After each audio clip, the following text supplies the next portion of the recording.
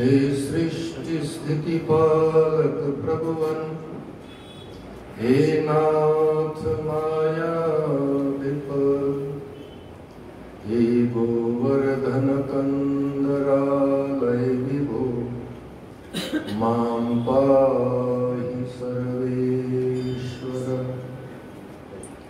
अंगे तु वामे वृषभानुजा मुदा, विराजमानामनुरूप सौभगान्, सखीं सहस्रै परिसेवितां सदा, स्मरेम देवीं सकलेष्टकामदाम्। सर्वमङ्गलमङ्गल्ये शिवे सर्वार्थसाधिके, शरण्ये त्र्यम्बके गौरी नारायणी नमोस्तुते, नारायणी नमोस्तुते, नारायणी नमोस्तुते। बोलिए जगदम्बे मां की जय।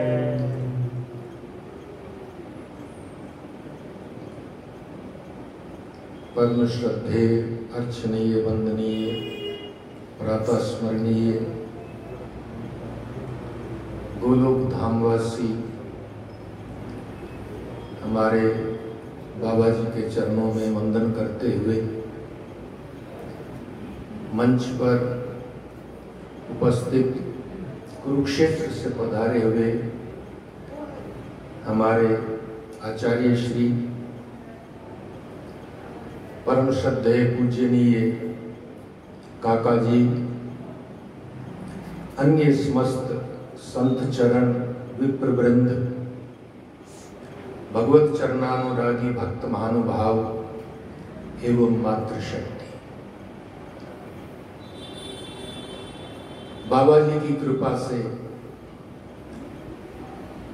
इस बगीचे में हम निरंतर समय समय पर उन्हीं की प्रेरणा से उपस्थित होते हैं और उन्हीं के बताए हुए मार्ग पे चलने के लिए महापुरुषों से, संत जनों से जो दूर दूर से आकर के हमें बाबा जी के उस बताए हुए मार्ग को पुष्ट करने के लिए सद्प्रेरणा सदैव देते रहते हैं, उन महापुरुषों की वाणी का रसास्वादन हम करते रहते हैं। शक्ति सम्मेलन का आज तृतीय दिवस है। प्रातःकालीन सत्र में अभी अभी हम काका जी को, आचार्य श्री को श्रवण कर रहे थे। सर्वत्र उस मां भगवती की ही सत्ता है, समस्त विद्याओं में वही समाई हुई है। इसीलिए कहा है, विद्या समस्ता तव देवी भेदा, स्त्रिया समस्ता सकला जगत्सु, त्वय्येकया पूरितम् अम्ब्येतत्, काते स्तुति स्तव्य परापरोक्ति। वो मां भगवती, वो जगदम्बा, ये समस्त जगत जो है, जिस विद्या के आधार के ऊपर चल रहा है, समस्त विद्याएं उसी का स्वरूप है। उनमें सबसे श्रेष्ठ विद्या क्या है? शास्त्र में कहा है, सा विद्या या विमुक्त है। विद्या वो है जो जीव को जीवन में जीवन मुक्त कर दे, अर्थात जिस सत्ता से हम बिछुड़ गए हैं, पुनः उसी सत्ता में हम प्रतिष्ठित हो जाएं, क्योंकि हम उससे विलग है ही नहीं और हम इस जन्म मृत्यु के बंधन से सदैव के लिए छुटकारा पा लें। वही श्रेष्ठ विद्या है। और महापुरुषों ने जो ये बगीचा लगाया है इसीलिए कि हम अपने उस स्वरूप को समझकर फिर उस परमात्मा की ओर, उस शक्ति की ओर ही सतत गति करें। किंतु जहां पर विद्या के स्वरूप में वो शक्ति ही सर्वत्र विद्यमान है, अविद्या के रूप में भी वही शक्ति की सत्ता है। विद्या और अविद्या दोनों स्वरूप उस महाशक्ति के ही हैं। इसको लौकिक रूप में यदि हम समझने की चेष्टा करें, जैसे एक बच्चे का जन्म होता है, उसका माता पिता लालन करते हैं, पालन करते हैं, थोड़ा बड़ा हो गया, उसको शिक्षा के लिए, अध्यापन के लिए किसी स्कूल में प्रवेश दिलाया जाता है, वो बच्चा पढ़ लिख जाता है और मान लीजिए आगे चल करके एक बहुत बड़ा कुशल डॉक्टर की विद्या उसको प्राप्त हो गई, अथवा एक कुशल इंजीनियर वो बन गया, एक ऐसी विद्या उसको प्राप्त हुई जिससे फिर वो स्वयं का भी कल्याण कर सकता है और जगत की भी सेवा कर सकता है। किंतु यदि एक डॉक्टर के जीवन में एक निष्णात गुण उसके पास है कि वो किसी भी रोगी को निरोग कर सकता है, किंतु उस विद्या की प्राप्ति के बाद उसके भीतर यदि केवल लोभ प्रवृत्ति है और उस विद्या का सही उपयोग वो ना करे, तो वही विद्या अविद्या का स्वरूप ले लेती है। यदि लोभवश केवल धन कमाने का साधन उस विद्या को वो समझ ले कि अब मैं बहुत बड़ा डॉक्टर हूं, मैं बहुत कुछ धन कमा सकता हूं, और लोभवश अपनी विद्या को केवल धन कमाने का साधन मान ले, तो वही विद्या होते हुए भी वो अविद्या जैसा कार्य जीवन में होने लग जाएगा। तो विद्या और अविद्या उस महाशक्ति के ही स्वरूप है। अर्थात विद्या का अर्थ है कि हम उस सत्य की ओर गति करें, उसका सदुपयोग करना हमको आए। किसी भी प्रकार की विद्या आपने प्राप्त कर ली, कोई भी हुनर आपने जीवन में प्राप्त कर लिया, वो हुनर, उस हुनर के पीछे वो महाशक्ति, वो सत्ता ही काम कर रही है, वो तत्व भीतर है। इसीलिए हमको किसी वस्तु में कोई हुनर प्राप्त हुआ है, किंतु वो हुनर प्राप्त होने के बाद भी यदि बाबा जी वाला जो सूत्र है वो हमें यदि याद नहीं रहा कि सावधानी ही साधना है, यदि हम उस विद्या को प्राप्त करने के बाद किसी कुशल हुनर को प्राप्त करने के बाद भी जीवन में सावधान नहीं रहेंगे, तो हम उसका यथार्थ सदुपयोग नहीं कर पाएंगे। और सदुपयोग जहां नहीं होगा, दुरुपयोग होने लगेगा, तो विद्या भी अविद्या का ही स्वरूप सिद्ध हो जाएगी।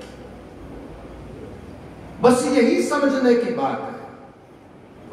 हम जो कुछ भी विद्या प्राप्त करते हैं, जो कुछ भी गुण प्राप्त करते हैं, उस गुण की रक्षा के लिए जीवन में सदाचार का होना बहुत अनिवार्य है। और सदाचार कहां से प्राप्त होता है? इन महापुरुषों के वचनों से। ये महापुरुष इसीलिए बार बार हमको सचेत करते हैं, बार बार एक ही वस्तु को अनेक रूप में प्रस्तुत करते हैं, ताकि हम जीवन में सदाचारी बन सके, हम जीवन में उस सत्य की ओर ठीक से बढ़ सकें, हमारे जीवन में ठीक से सावधानी हो और हम सावधानी पूर्वक अपना जीवन सामाजिक दृष्टि से भी जी सकें, और साथ साथ ये ना भूलें कि हम उस परम सत्ता के ही अंश हैं। वो शक्ति हमारे भीतर है जिसको हम भूल चुके हैं, जिसे हमने विस्मृत कर दिया है, और संसार जो आसार है उसको हम सत्य मान रहे हैं। तो समस्त विद्याएं उस महाशक्ति की हैं, वही विद्या के रूप में प्रकट होती है, वही बुद्धि के रूप में प्रत्येक प्राणी के जीवन में प्रकट स्वरूप है।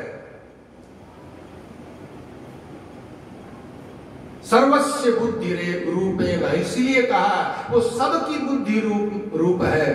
लेकिन यदि सावधानी नहीं हो तो हम बुद्धि तत्व का उपयोग ठीक से नहीं कर पाएंगे। 3 प्रकार की बुद्धि की चर्चा आई है शास्त्र में। भगवान कृष्ण तो गीता में अर्जुन को कहते हैं सात्विकी बुद्धि क्या है? प्रवृत्तिम च निवृत्तिम च कार्य कार्य भय अभय बंधम मोक्षम च या वेति बुद्धि सा पार्थ सात्विकी। हे अर्जुन, जिस बुद्धि में ये 3 बातों का ठीक से निर्णय करने की क्षमता नहीं हो वो बुद्धि सात्विकी नहीं है। क्या प्रवृत्ति क्या है और निवृत्ति क्या है, इसका हमें बोध हो। वही बुद्धि सात्विक है जो ये समझने में सक्षम है कि प्रवृत्ति मार्ग क्या है और निवृत्ति मार्ग क्या है। साधारणतया अपने जीवन में हम लोग ऐसा अर्थ कर बैठते हैं कि कोई भी कर्म करना प्रवृत्ति है और कर्म का त्याग करके, कर्म को छोड़ करके केवल परमात्मा के भजन में एकदम वो हो जाना, उसको हम निवृत्ति मान लेते हैं, अर्थात कर्म का त्याग नहीं। भगवान बहुत सूक्ष्म बात कह रहे हैं, क्योंकि भगवान ने अर्जुन को कर्म का त्याग नहीं कराना है उससे तो उल्टा भगवान ने एक कर्म कराना है। क्या? युद्ध रूपी कर्म कराना चाहते हैं भगवान। तो प्रवृत्ति और निवृत्ति क्या है? जब तक जिस प्रवृत्ति के अंदर हमारा केवल अपना निज स्वार्थ का भाव है, जब तक हम केवल स्वार्थ के लिए कोई भी प्रवृत्ति करेंगे, कोई भी कार्य करेंगे, कोई भी चेष्टा करेंगे, तब तक वो प्रवृत्ति है।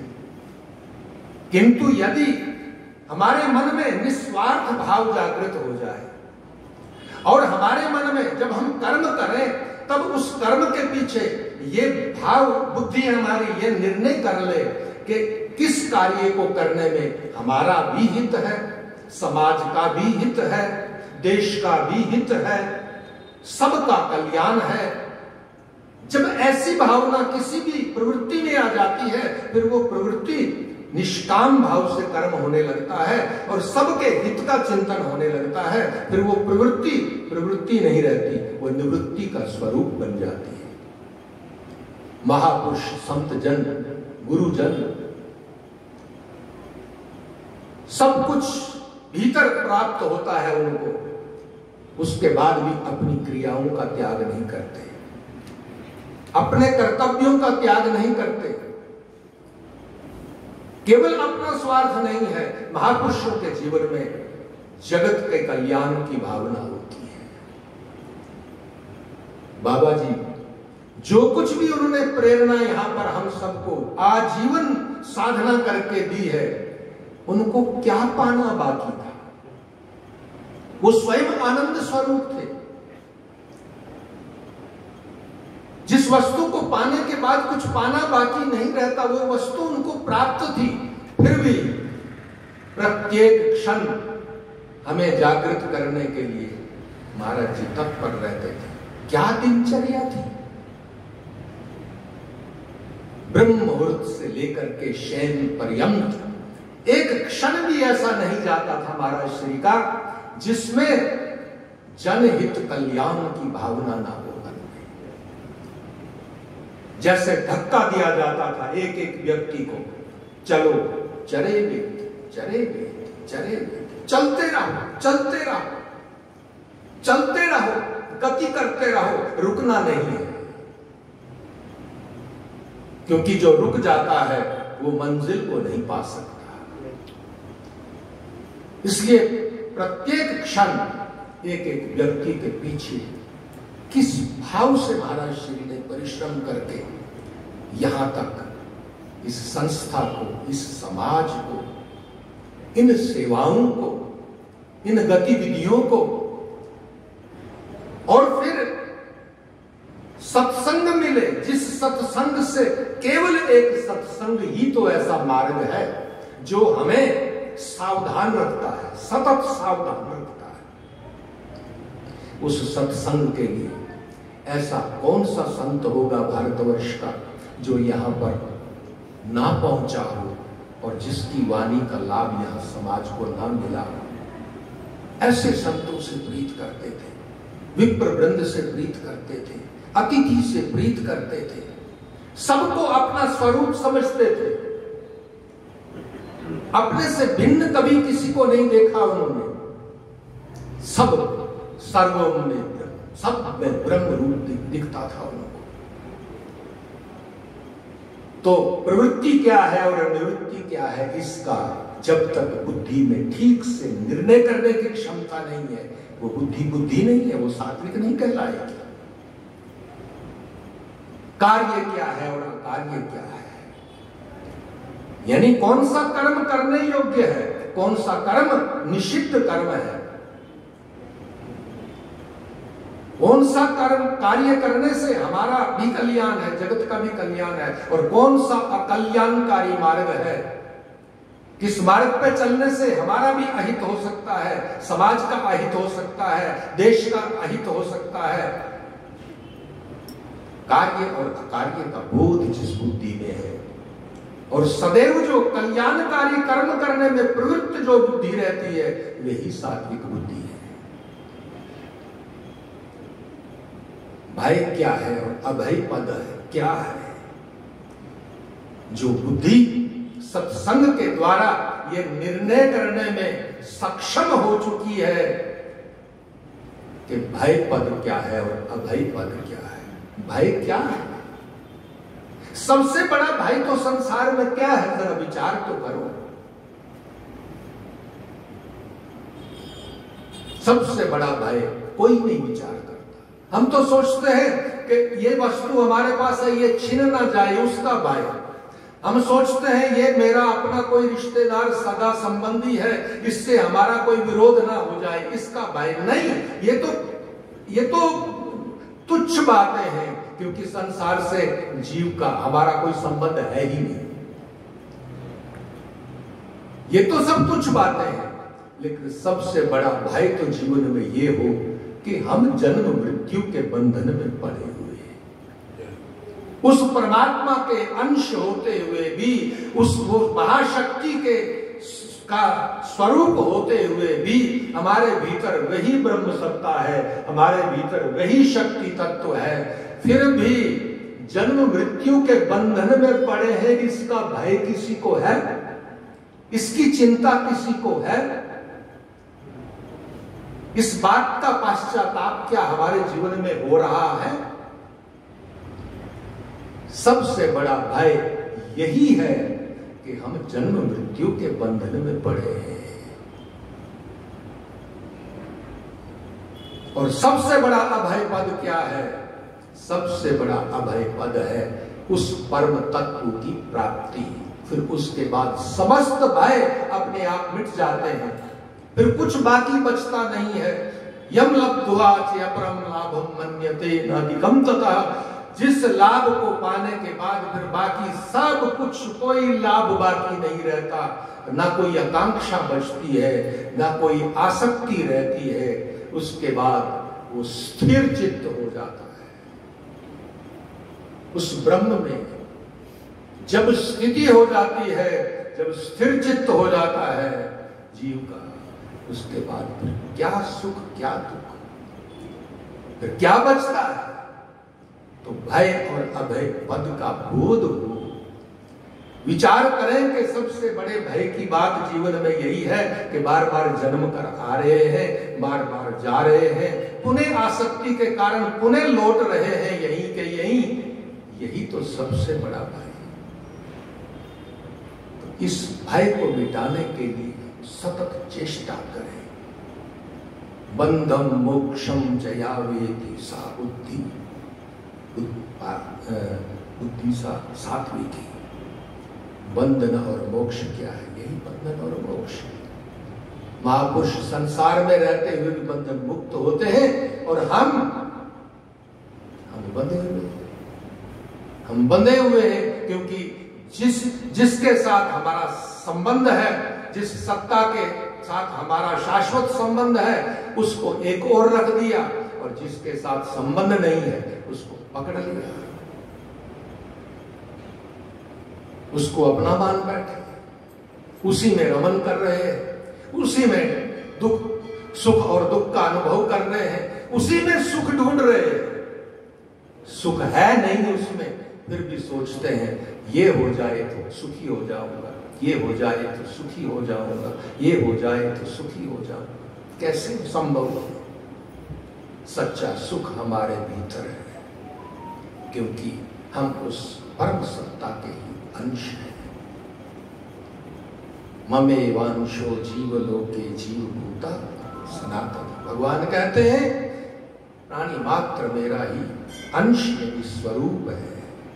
ये जीव सनातन है, फिर भी संसार में आने के बाद सुख और दुख का अनुभव क्यों करता है? प्रश्न उठता है।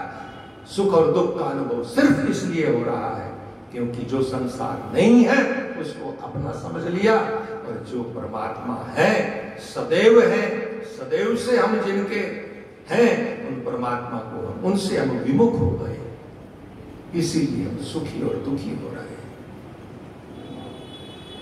तो जीवन के अंदर महापुरुषों के आश्रय में आने के बाद अब हमें गति करना चाहिए, चलना तो स्वयं पड़ेगा। हमारे जीवन में भूल ये हो जाती है कि हम अटक जाते हैं एक जगह पे आकर के, और वो जगह कई बार हम महापुरुषों के निकट पहुंचने के बाद, उनकी कृपा पाने के बाद भी अटक जाते हैं। फिर हम सब कुछ छोड़ देते हैं, हम सोचते हैं हमारा कल्याण तो महाराज जी कर लेंगे, हमारा कल्याण सदगुरु कर लेंगे। सदगुरु कहते हैं अपना कल्याण करना है तो चलना तो स्वयं पड़ेगा। सदगुरु क्या देते हैं हमको? सदगुरु केवल दिव्य दृष्टि प्रदान करते हैं, मार्ग प्रदान करते हैं, साधना का मार्ग बताते हैं। अर्जुन को भगवान ने गीता के अंदर जब विराट स्वरूप का जब दर्शन कराया तो कैसे दर्शन हुआ? सक्षम नहीं था। भगवान ने कहा अब मैं तुझे ऐसे स्वरूप का दर्शन कराऊंगा, लेकिन उससे पूर्व तेरी इन नेत्रों में क्षमता नहीं कि उस स्वरूप का तू दर्शन कर सके। दिव्यम ददामि चक्षुं, अब मैं तुझे ऐसा दिव्य चक्षु दूंगा जिससे तू मेरे स्वरूप को फिर देख पाएगा। सदगुरु जो है ऐसी ही दिव्य दृष्टि तो प्रदान करते हैं, किंतु चलना हमें स्वयं होता है। तो बाबा जी ने जो ये बगीचा लगाया है, और इस बगीचे में बाबा जी ने जिन नियम और संयमों का पालन करने के लिए और जिस प्रकार से साधना में आगे बढ़ने के लिए हमको, आपको, सबको सदैव प्रेरित किया है, उस मार्ग पे हमें चलना है, उस मार्ग का त्याग नहीं करना है। यहां तक कि छोटी छोटी जो व्यवहारिक बातें, बिल्कुल छोटी बातें, जिनका जीवन में बहुत बड़ा महत्व तो नहीं होता, किंतु फिर भी वहां पर नियम का पालन होना चाहिए, ऐसी ऐसी बातें भी बाबा जी ने सिखाई है। कोई भी उत्सव हो, जैसे ये कार्यक्रम होते हैं यहाँ, तो बाबा जी छोटी छोटी बातों, यहाँ पर समिति का कोई सदस्य, बाबा जी ने जैसे वो बैच वगैरह लगाते हैं ना समिति के जो सदस्य वगैरह है, यदि कोई बैच लगा करके यहां पर उपस्थित नहीं हुआ तो बाबा जी तुरंत कहते थे बैच कहां है? जबकि बैच लगाने से कोई हमें ब्रह्म प्राप्ति तो नहीं होने वाली है, वो तो एक लौकिक व्यवहार का विषय है, किंतु फिर भी नियम होता है। इसलिए ऐसी छोटी छोटी बातें भी बाबा जी ध्यान रखते थे। क्या दिव्य दृष्टि थी। अब की बार तो मैं कहीं किसी के वो बैच दिखाई नहीं दे रहा, मुझे पता ही नहीं चल रहा कि भाई समिति में अब परिवर्तन हुआ है तो कौन अध्यक्ष है अभी वर्तमान, कौन मंत्री है, कौन क्या है? लगाना चाहिए, बैच लगाने चाहिए। जब बाबा जी ने कुछ नियम बनाए हैं तो उनका सबका सब पालन हमें करना चाहिए। महापुरुषों की प्रत्येक छोटी सी छोटी बात में भी बड़ी दिव्य दृष्टि होती है उनकी। महापुरुषों की किसी भी बात को, किंचित मात्र छोटी सी छोटी बात को भी साधारण अर्थ में नहीं लेना चाहिए। बहुत गहराई होती है महापुरुषों की बातों में, बहुत गहराई होती है। और जो उस गहराई तक थोड़ा सा भी यदि प्रवेश कर गया कोई साधक, उसका बेड़ा पार हो जाता है, उसके जीवन में दृष्टिपात हो जाता है। ऐसा दृष्टिपात कर देते हैं वो कि ऐसी ज्योत जागृत हो जाती है, वो शक्ति जागृत हो जाती है। इसलिए छोटी सी छोटी बातों का भी हम पूरा ध्यान रखें। मैं तो लगभग कई बार नहीं भी आ पाता सम्मेलन में, 20-25 वर्ष से महाराज जी की बड़ी विशेष कृपा है। फिर भी जब भी मैं यहाँ आता हूँ तो इस वातावरण को देखने के बाद जो प्रसन्नता होती है, उस प्रसन्नता को व्यक्त करने के लिए कोई ऐसे शब्द नहीं है। अब शायद भारतवर्ष में ऐसे बहुत गिने चुने कोई स्थान बचे हैं जहां पर इस प्रकार का आध्यात्मिक वातावरण है। नहीं तो बड़े बड़े मठ हैं, बड़े बड़े मंदिर हैं, बड़े बड़े धाम हैं, बड़ी बड़ी व्यवस्थाएं हैं संसार के अंदर, किंतु इस प्रकार का सात्विक ढंग से ब्रह्म मुहूर्त से लेकर के संध्या पर्यंत, शयन पर्यंत इस प्रकार के अनुष्ठान चलना आज के युग में ये कोई साधारण बात नहीं है। इसको साधारण अर्थ में नहीं लेना चाहिए। इसके पीछे बाबा जी की बहुत बड़ी साधना की शक्ति है। वो शक्ति काम कर रही है। जैसे बिजली के बिना ये माइक नहीं चल सकता, और यदि ये माइक नहीं चलेगा तो मेरी आवाज सब तक स्पष्ट नहीं पहुंच सकती। मूल में क्या है? शक्ति के रूप में बिजली है। जैसे माइक में, ऐसे ही हमारे आपके जीवन में, इस सब कार्यक्रम में, इस पूरी संस्था की गतिविधियों में, समाज में बाबा जी की शक्ति जो है वो काम कर रही है। वो शक्ति ऐसे ही हमको प्राप्त होती रहे, उसके लिए हमें चलते रहना है, चलते रहना, कहीं रुकना नहीं है। रुक गए तो बस बात बिगड़ गई। बड़े बड़े ऋषि हजारों वर्षों तक तप करते थे, तब भी अगर कहीं थोड़े से अटक गए, कहीं रुक गए, कहीं कोई अहंकार तत्व आ गया या कोई कारण बन गया, तो बड़े बड़े ऋषियों का पतन हो जाता था। जो वन के अंदर एकांत में ना जाने कैसी कैसी साधना करके शरीर को हाड़ पिंजर बना देते थे, किंतु उसके बाद भी यदि कहीं पर असावधानी हो गई तो पौराणिक कथाएं आप जानते हैं, वो ऋषि भी अपने पद से गिर जाते थे। फिर हमारी आपकी कौन गिनती है? इसलिए हमें सावधान रहना है। सावधान रहकर बस जिस मार्ग को बाबा जी ने बताया है उस पर चलते रहना, चलते रहना, चलते रहना, चलते रहना। छोटा सा छोटा नियम भी जो बाबा जी ने बनाया है, कभी भी उस नियम का उल्लंघन मत करो, कभी भी। देखो क्या आनंद आता है जीवन में। अटकना नहीं है, रुकना नहीं है, चलना है, चलना है, चलना है, चलना है।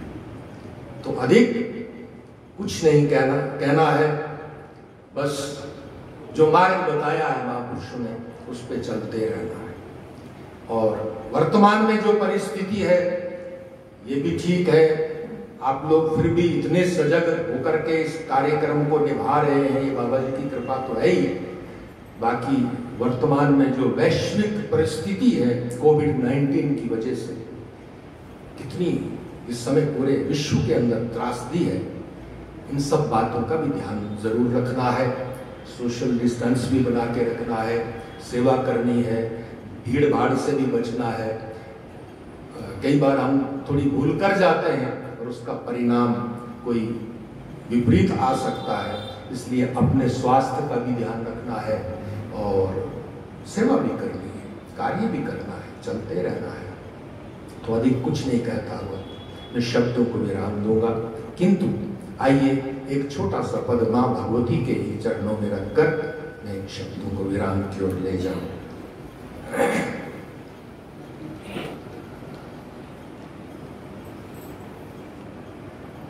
मात बीनू संकट कौन निवारे, मात बीनू संकट कौन निवार। सब गाइए। मात बीनू संकट कौन निवारे, मात बीनू संकट कौन निवारे। मंगल करनी सब सुख दात्री, मंगल करनी सब सुख दात्री, सबके भरे भंडारे, मात बीनू संकट कौन निवारे, मात बीनू संकट कौन निवारे। सब मिलके गाओ, सब ताली बजाओ, सब गाओ। मात बीनू संकट कौन निवारे, मात बीनू संकट कौन निवारे। धर्म करम हम कछु नहीं जाने, आए द्वार तिहारे। धर्म करम हम कछु नहीं जाने, आए द्वार तिहारे। पर्वत वासिनी अब तो हमको, पर्वत वासिनी अब तो हमको, दुखों से तू ही उबारे, मात बीनू संकट कौन निवारे, मात बीनू संकट कौन निवारे। संकट कौन निवारे मायब, संकट कौन निवारे मायब, संकट कौन निवारे, मात बीनू संकट कौन निवारे, मात बीनू संकट कौन निवारे। दया क्षमा के गुण तुम धारे, है विश्वास हमारे। दया क्षमा के गुण तुम धारे,